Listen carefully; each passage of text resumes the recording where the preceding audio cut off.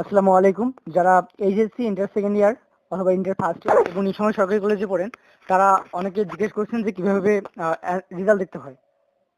তো রেজাল্ট দেখার জন্য প্রথমত আমরা চলে যাব ক্রোম ব্রাউজারে। ক্রোম ব্রাউজারে যাওয়ার পর আমরা এখানে সার্চ করব NILGC EMS লগইন LOGING লিখে আমরা সার্চ করব।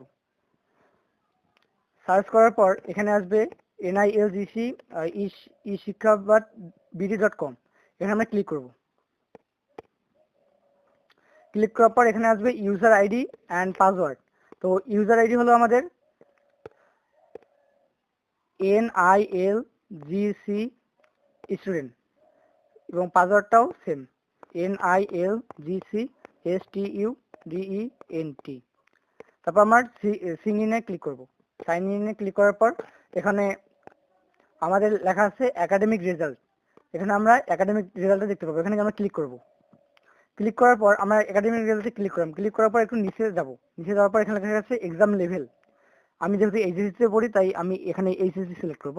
তারপর ডিপার্টমেন্ট অর গ্রুপ, মানে আপনি কোন ডিপার্টমেন্টে, সায়েন্স, আর্টস আর কমার্স, এটা এখানে ক্লিক করলে আমরা দেখতে পাবো এইচএসসি সায়েন্স। আমি সায়েন্সে তাই সায়েন্স ক্লিক করব।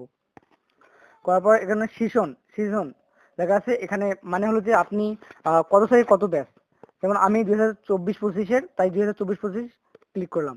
আপনি যদি ইন্টার ফার্স্ট ইয়ার, বর্তমানে যদি ইন্টার ফার্স্ট ইয়ারে পড়ে থাকেন তাহলে 2025-26 ক্লিক করবেন। আমি যেহেতু সেকেন্ড ইয়ার তাই 2024-25 ক্লিক করলাম। এক্সাম নেম, আমার এই পর্যন্ত যতগুলো এক্সাম হয়েছে আমার কলেজে সব এক্সামের নাম এখানে দেওয়া আছে।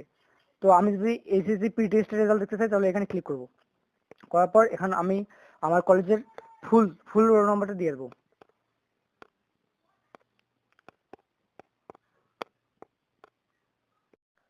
আমি আমার ফুল রোল নাম্বারটা দিয়ে দিলাম। আপনাদের কলেজ থেকে যে ফুল রোল নাম্বার, মানে পুরো 11 ডিজিটের যে রোল নাম্বারটা দিচ্ছে সেটা আপনি দিয়ে দিবেন। তারপর এখানে ট্রান্সক্রিপ্ট লেখা আছে, এখানে ক্লিক করবেন।